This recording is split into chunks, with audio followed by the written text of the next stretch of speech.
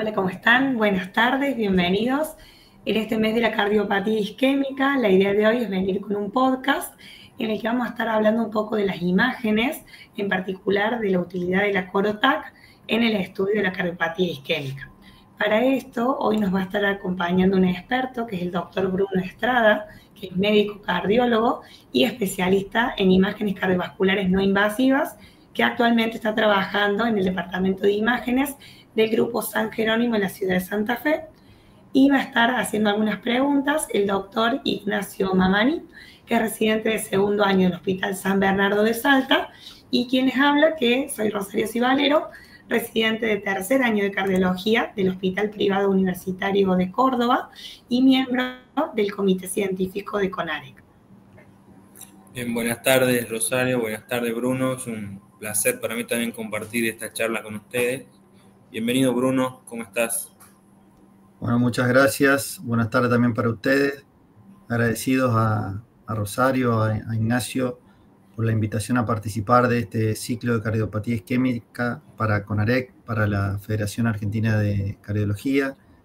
Bueno, esperemos aportar con las preguntas y las respuestas algo de conocimiento con respecto al método y bueno, que sea de utilidad para ustedes y obviamente para el que lo desee escuchar. Perfecto, muchas gracias a usted, doctor, por participar.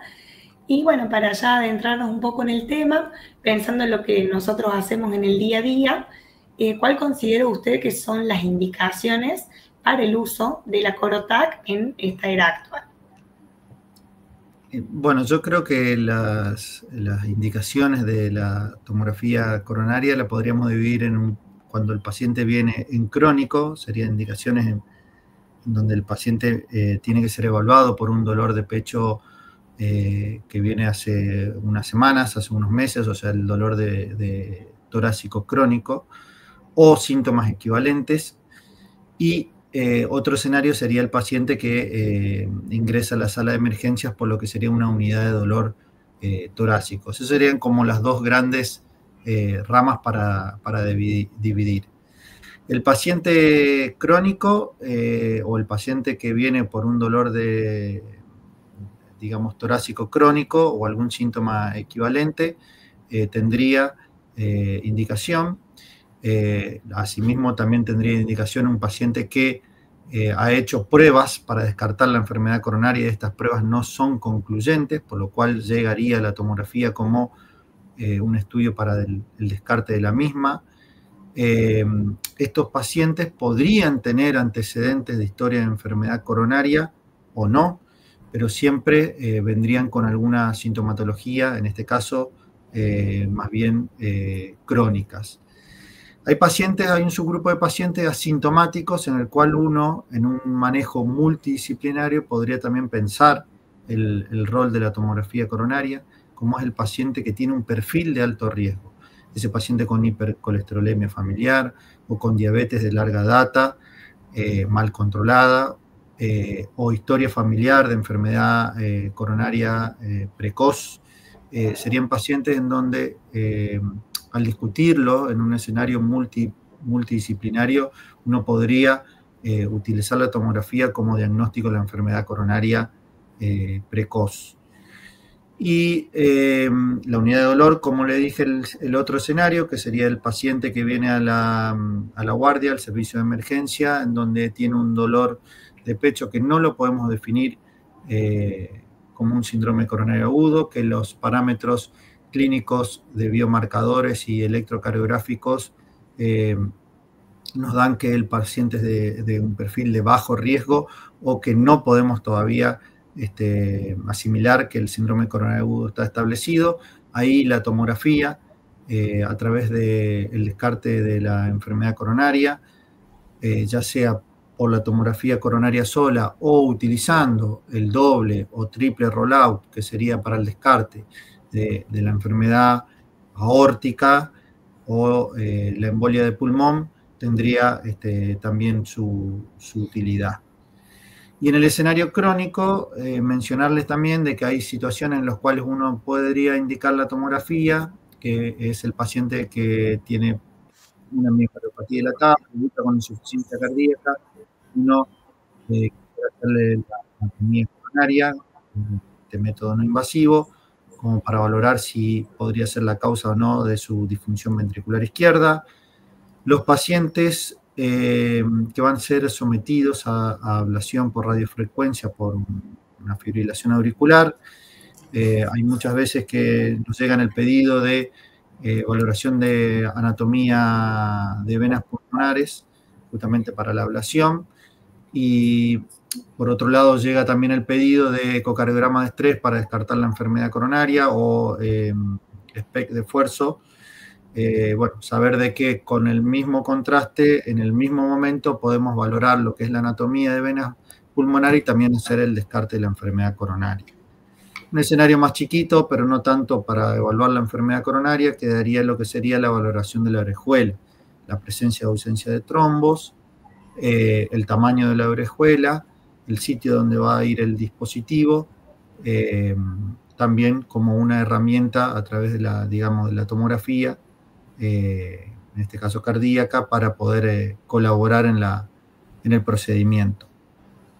Creo que más o menos ahí uno resume la indicación: el paciente crónico, el paciente agudo y el paciente que presenta otros escenarios sin síntomas específicamente coronarios, pero que el descarte de la enfermedad coronaria podría ser de utilidad a través de este método.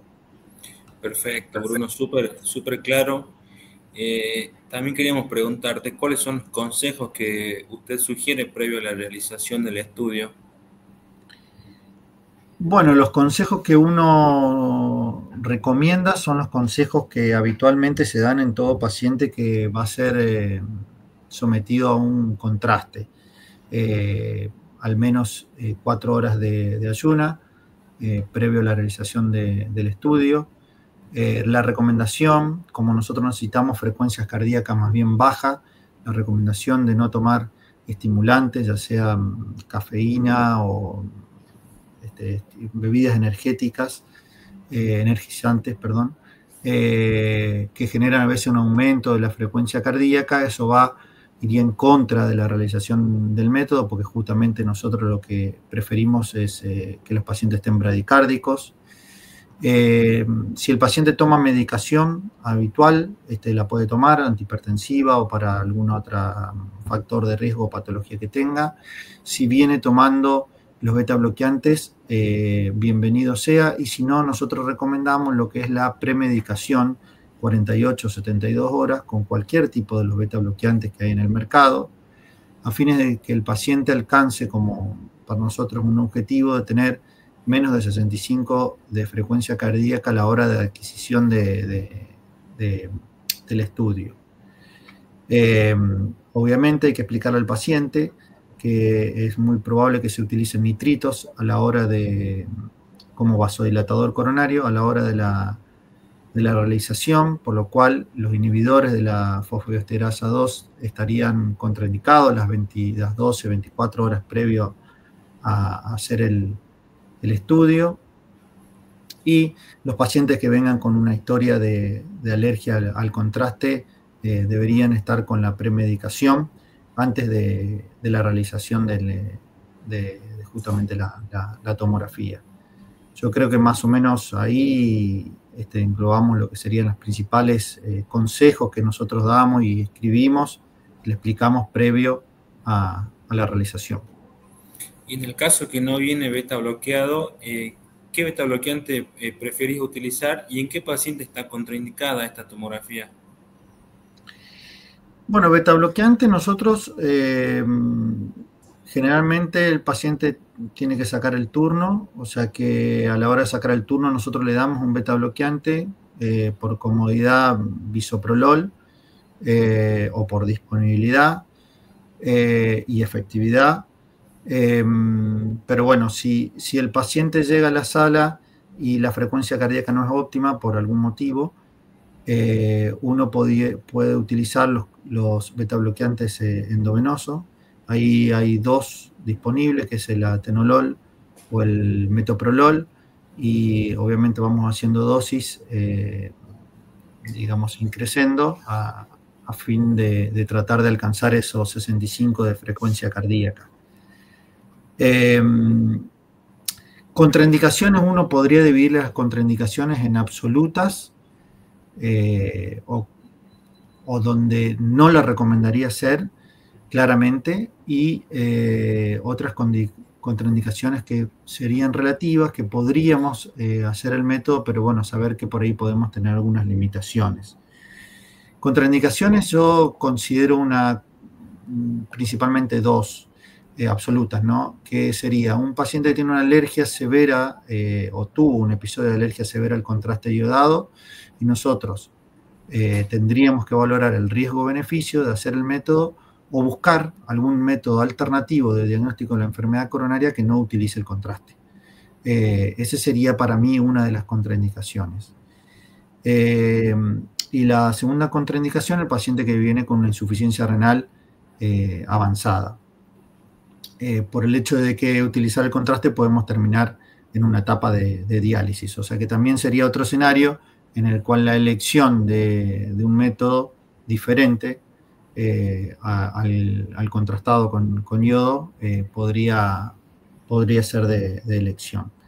Hay algunas contraindicaciones que están definidas como relativas, que el paciente justamente que está con taquicardia y no le podemos controlar la frecuencia cardíaca en forma adecuada, porque sabemos que vamos a tener una imagen con peor calidad que la imagen con frecuencia cardíaca más baja, o el paciente que viene con muchas extrasístoles o una fibrilación auricular, pues justamente el equipo utiliza la sincronización con el electro para poder reconstruir la imagen, y si la sincronización no es adecuada, la imagen no va a ser adecuada.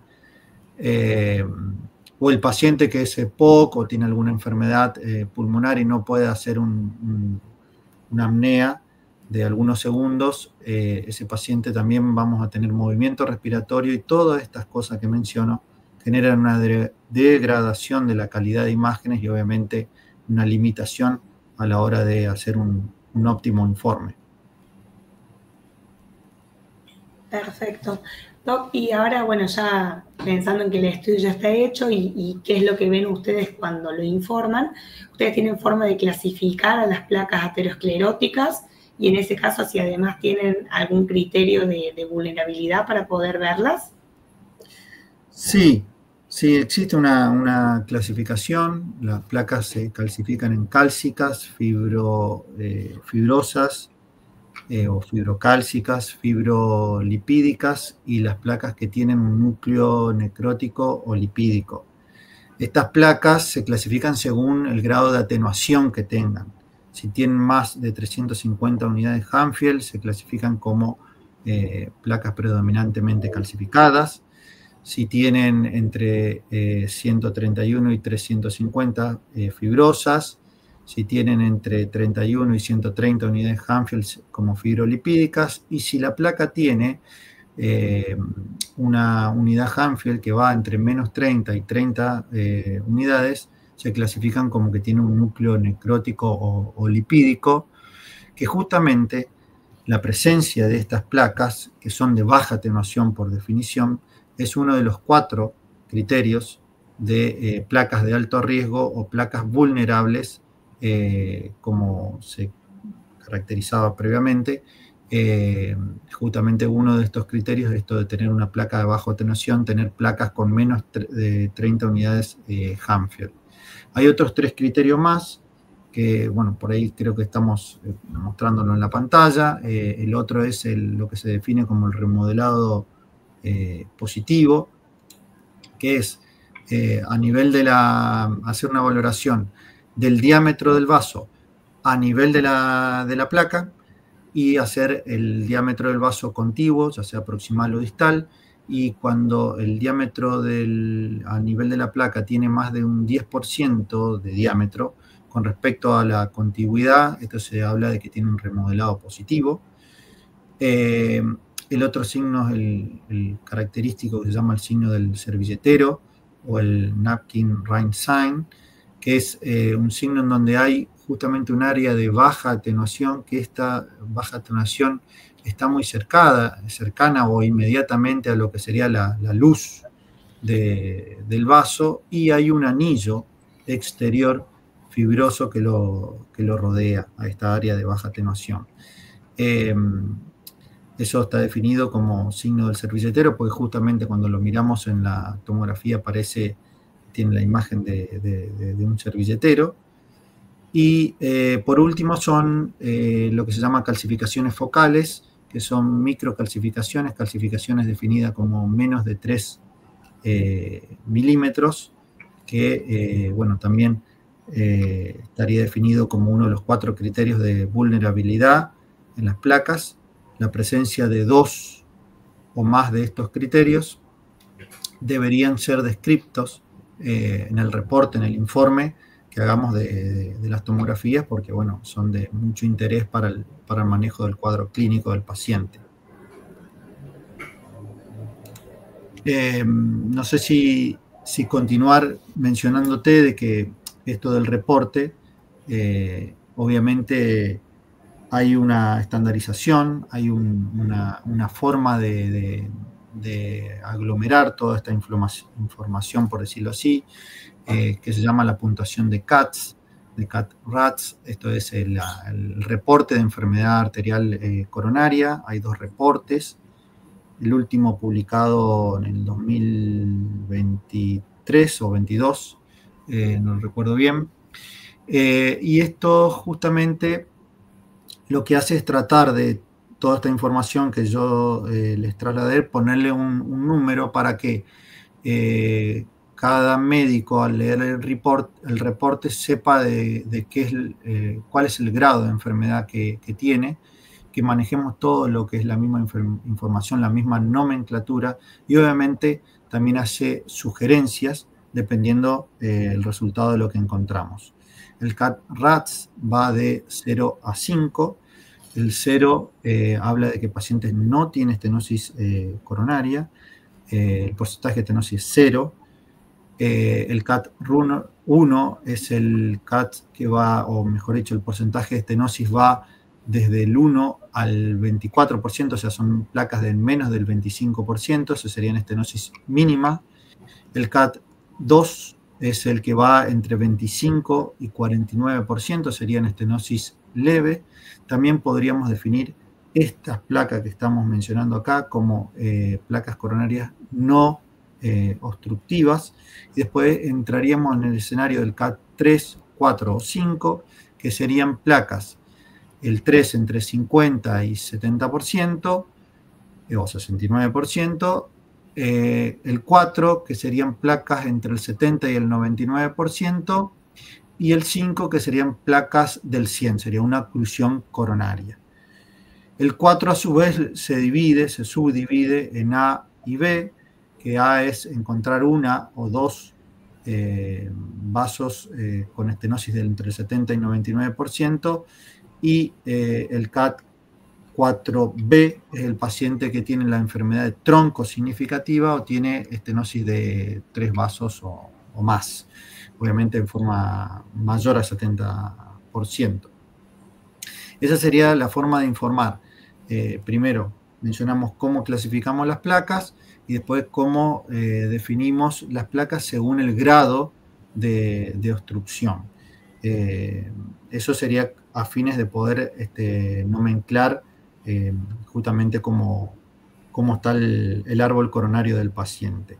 Obviamente este CATS agrega algunas otras cosas que son relevantes, que una es la que estuvimos mencionando, que son los que se denominan como modificadores del reporte o del CATS, que son, ahí entra la letra N. Cuando uno lee en un reporte de tomografía que está la N, significa que el estudio tiene un segmento que no es diagnóstico. No podemos definir si hay obstrucción o no por X motivo, movimiento, algún artefacto, demasiada calcificación, etc. Entonces uno debería informarlo como la letra N y debería saber el médico de que hay segmentos que no pudieron ser evaluados en forma correcta. Otro de los modificadores es, antiguamente se utilizaba la letra B de vulnerable, hoy se utiliza el HRP, que sería el High Risk Plaque, en donde hay 2 de los 4 criterios que recién mencionamos como de placa vulnerable. La I, si hacemos estudios de perfusión asociados e inducimos isquemia. Y si ven letra S es porque el paciente tiene presencia de stent. La G porque tiene presencia de bypass.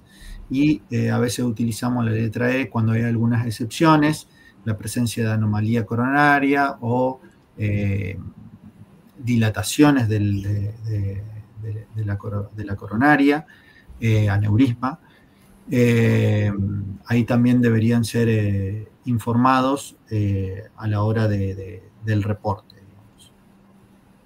Muy buena tu explicación, Bruno, muy buena tus imágenes.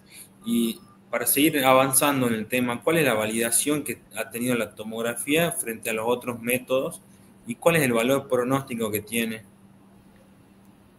Bueno, pregunta interesante porque los que hacen tomografía hace un tiempo largo que bueno, justamente lo primero que se hizo fue generar una validación de que con una tomografía, eran equipos de 16 detectores, algunos trabajos, otros llegaron hasta los 64 detectores, esto estamos hablando de la década del 90, empezaron a utilizar las tomografías, obviamente con contraste, para decir, puedo ver las coronarias. O sea, lo primero que se hizo es decir, puedo ver las coronarias, y se juntaron varios trabajos en relación a esto, cerca de 700 pacientes, se hizo un metaanálisis publicado en el 2008 por el grupo de Schwerer, y ellos encontraron que había una sensibilidad cercana al 98%, una especificidad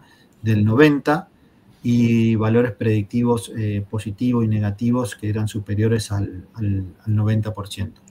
Por lo cual, digamos, ahí es como que cerró la idea de que la tomografía podía evaluar la enfermedad coronaria, que la capacidad que tenía, o sea, su valor diagnóstico era muy bueno. Obviamente siempre esto comparando con el gold estándar, que es el cateterismo. Después lo que se hizo fue valorar, digamos, la tomografía en el escenario en escenarios más concretos o de la vida real. O sea, empezó a utilizar la tomografía en la búsqueda de la enfermedad coronaria en pacientes reales, por decirlo así, con cuadros clínicos que se aproximaban más a lo que sería la medicina o la cardiología habitual. Y ahí se encontró que la sensibilidad es cercana al 90% y la especificidad cercana al 100%. O sea que eso fue una situación muy agradable para los que nos gusta el método. Y yo creo que esto también confirmado por los trabajos, el tema de la tomografía tiene un excelente valor predictivo negativo. O sea, nosotros hacemos una tomografía y la tomografía nos dice que tiene ausencia de enfermedad coronaria. Ese paciente, el dolor de pecho no es por enfermedad coronaria, ¿sí? Eso tuvo también validaciones. Hay un trabajo de May Boone que habla justamente que el resultado negativo de la mayoría de los pacientes fue concordante cuando se lo habló con el cateterismo, pero cuando se evaluaron cerca de 285 pacientes con la cardiotomografía, se encontraron que había lesiones significativas definidas por la tomografía, que eran 41 falsos positivos, después obviamente al correlacionado con el cateterismo. Por lo cual, digamos, esto de lo del falso positivo está presente a la hora del informe, porque bueno, el método tiene su grado de limitación a la hora de definir si la placa es severa o no, pero bueno, lo que sí no podemos dejar de informar correctamente es de que si el paciente tiene enfermedad coronaria o no, y por lo cual el valor predictivo negativo del método es excelente. Y creo que la pregunta que me habías hecho también había algo con respecto al valor pronóstico del método. Yo creo que el valor pronóstico ya está estudiado, no es que creo, está estudiado. Uno de los estudios que lo evaluó fue el estudio CONFIRM. Casi 25.000 pacientes fueron englobados en el estudio, cerca de 3 años de seguimiento, y ellos ahí dividieron a los pacientes que tenían enfermedad coronaria obstructiva, más del 50%, enfermedad coronaria no obstructiva y arterias coronarias normales. El riesgo cuando el paciente tiene enfermedad coronaria obstructiva es casi 3 veces mayor que el paciente que no la tiene o que tiene digamos que no tiene enfermedad coronaria. Pero también el paciente, esto es muy interesante, que tiene enfermedad coronaria definida como obstrucciones menos del 50%, también tiene un riesgo aumentado con respecto al que tiene arterias coronarias normales. O sea que encontrar placas, así sea que no sean obstructivas, obviamente viendo el monto de placa que hay en todo el árbol coronario, puede definir su grupo de pacientes que son de más riesgo que obviamente un individuo con las coronarias limpias, por decirlo así, sin obstrucciones. Perfecto, Doc. Por último, para ir cerrando y para abrir un poco el debate, actualmente se habla mucho de cómo nos tenemos que basar nosotros y pensar en la anatomía o pensar en la función a la hora de guiar un poco la práctica clínica. En relación a esto, me gustaría saber qué opina usted y también un poco qué evidencia tenemos. Bueno, yo creo que esta pregunta es una pregunta que en los últimos años ha estado en boga en la mayoría de los congresos, si anatomía o función. Hubo varios artículos o trial que han tratado este tema. Y uno convencionalmente, cuando yo les llevo un par de años a ustedes, pero los que venimos de una cardiología en el cual la tomografía recién afloraba, la clásica evaluación de la enfermedad coronaria era obviamente por la valoración clínica del paciente, la presencia o no de cambios electrocardiográficos, el ecocardiograma como una herramienta para encontrar la disfunción contráctil segmentaria, como una manifestación de enfermedad coronaria, y luego de eso pasábamos, si nada de esto no cerraba la valoración del paciente, pasábamos a lo que serían los test funcionales, o los test de detección de isquemia, ergometría, ecocardiograma de estrés o la medicina nuclear, el SPECT.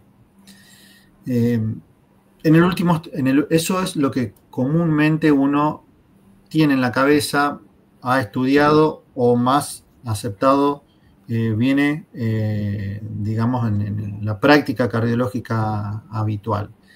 En los últimos años hubo 2 trabajos que justamente quisieron ver cuál era la comparación de esta valoración clásica que se hace de la enfermedad coronaria versus el uso de la tomografía. Y ahí hay 2 trabajos que son, creo que los pioneros, los más importantes, que uno es el estudio PROMIS, que es un estudio que utilizó 10.000 pacientes con síntomas de enfermedad coronaria, fueron aleatorizados a la evaluación de la enfermedad coronaria clásica, que ya les mencioné, versus el uso de la tomografía.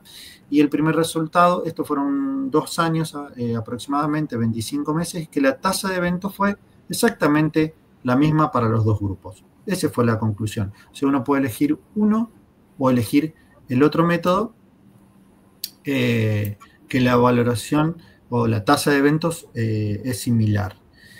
Pero surgen algunas ventajas y desventajas a partir del trabajo PROMIS. Uno dice, bueno, las desventajas es de que como miro la anatomía coronaria no invasiva con la tomografía, más pacientes lo sometí a cateterismo.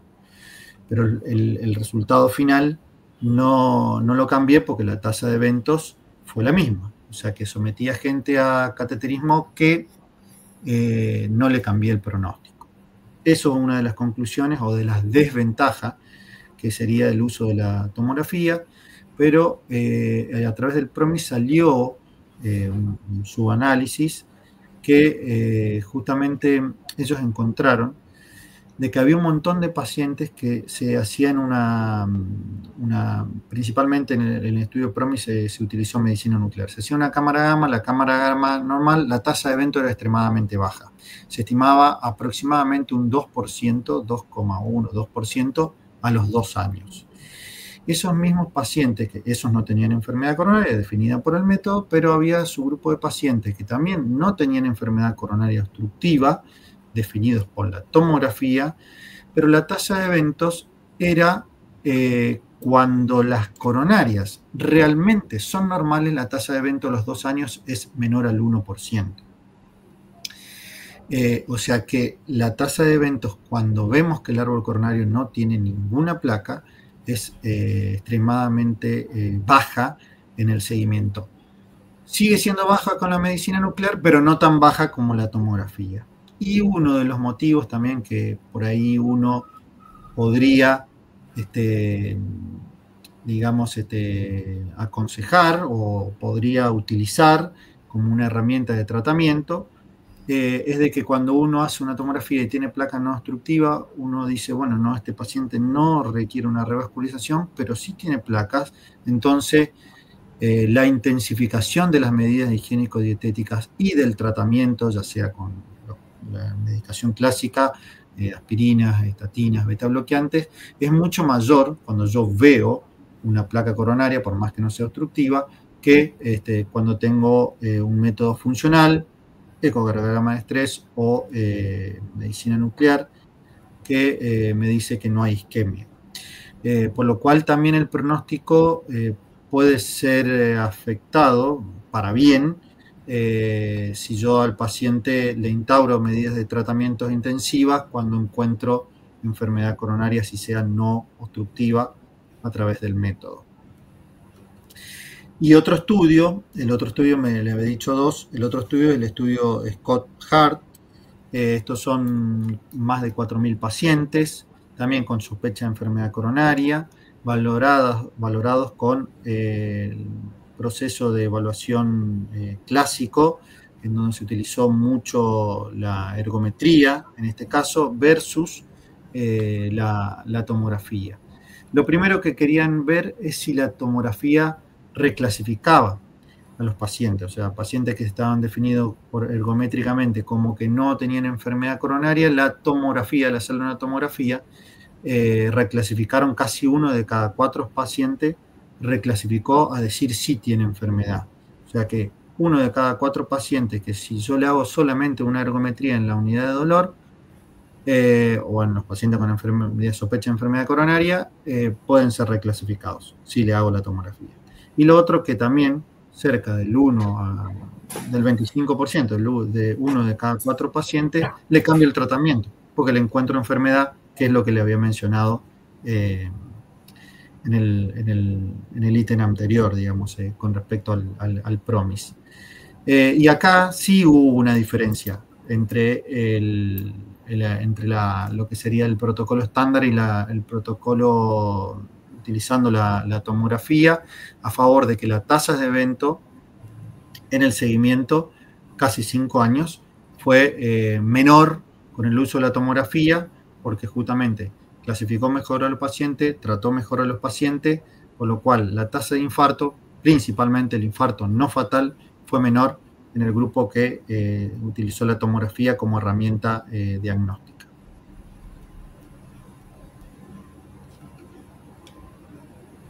No sé si algo más. Perfecto, no, está clarísimo, Doc. Perfecto, súper claro, Doc. Y ahí en relación a lo que dicen las guías, hay forma, digamos, bueno, nos basamos ante los pacientes que tienen cierto riesgo, sugerir algún estudio en particular. Sí, la guía en donde Yo creo que es fundamental reforzar en una charla que puede ir dirigida, digamos, a residentes, que siempre nosotros la valoración del paciente la debemos hacer una valoración que es una valoración clínica. La probabilidad pretest es algo que debemos seguir utilizando a la hora de valorar un paciente. Y ahí por ahí un poco las guías nos dicen que si nosotros hacemos a través de la valoración pretest, obviamente de la clínica, del electrocardiograma, del laboratorio, estimamos un riesgo de probabilidad de síndrome coronario agudo, y si ese paciente es de bajo riesgo, ese paciente se podría ir a la casa sin hacer nada. Ya hicimos bastante por él, que es el electroseriado, las troponinas ultrasensibles, una valoración clínica, la probabilidad del dolor que tiene, y todas estas herramientas nos dicen que el paciente no va a tener un síndrome coronario agudo, es muy baja, ese paciente se puede ir de alta. Después está el paciente que está todo lo contrario, digamos que todo nos indica que tiene la alta probabilidad de un síndrome coronario agudo, la recomendación ya pasaría seguramente a ser un cateterismo invasivo. El escenario donde nosotros más rol le encontramos a la tomografía o a las pruebas funcionales es el escenario del riesgo intermedio. El riesgo intermedio que no sabemos si realmente tiene o no tiene algo, digo, un síndrome coronario agudo, ahí uno elegiría alguno de los métodos convencionales que estamos mencionando. En cuándo yo seleccionaría la tomografía por arriba del estrés, cuando justamente quiero ver placas, así sea que asumo que podrían, digamos, no tener enfermedad coronaria significativa, pero encontrar placa me puede llegar a hacer tomar decisiones. Por ejemplo, cambiar el tratamiento instaurado, potenciar las medidas higiénico-dietéticas, buscar otros objetivos de LDL, o sea, cuando encontramos o descartamos específicamente las placas, la tomografía es, obviamente, ahí como método no invasivo, el gol estándar. Si este paciente ya venía con algunos estudios en donde no eran concluyentes, obviamente deberíamos hacer un estudio anatómico. Si el perfil del paciente nos podría indicar de que hay una sospecha de una anomalía coronaria, también podría indicar el paciente. Y si yo, obviamente, en el contexto de la valoración, ya lo había mencionado previamente, quiero valorar la aorta o las arterias pulmonares, obviamente le voy a hacer una tomografía. El manejo guiado por las pruebas de estrés, ya sería el escenario en donde yo quiero guiarme por la isquemia, o si tendría al revés, si tendría una tomografía que no era concluyente o tenía placas intermedias, le quiero hacer alguna prueba de estrés, lo puedo hacer. Si yo sospecho que el paciente, ya sea por el electro o algo, tiene probabilidad de haber tenido una necrosis, y digo, bueno, quiero ver si tiene una necrosis y quiero medir adecuadamente la función ventricular, el ecocardiograma de estrés o la medicina nuclear podría ser una opción, y obviamente para la valoración de lo que sería la disfunción microvascular deberíamos inclinarnos a lo que serían las pruebas de estrés. Perfecto. Estaría clarísimo para que nos orientemos nosotros a la hora de pedir estudios también. Bueno, Doc, muchísimas gracias por cómo nos respondió todo, y muchas gracias también a Ignacio por acompañarme haciendo las preguntas. Para los que nos estén escuchando, obviamente cualquier duda que tengan nos pueden escribir por cualquiera de los canales que tenemos en Conarec, Instagram, Twitter, para que sigamos aprendiendo todos juntos. Muchas gracias. Gracias por la invitación. Muchas gracias, Doc. Muchas gracias, Ro. Hasta luego. Nos vemos. Hasta luego.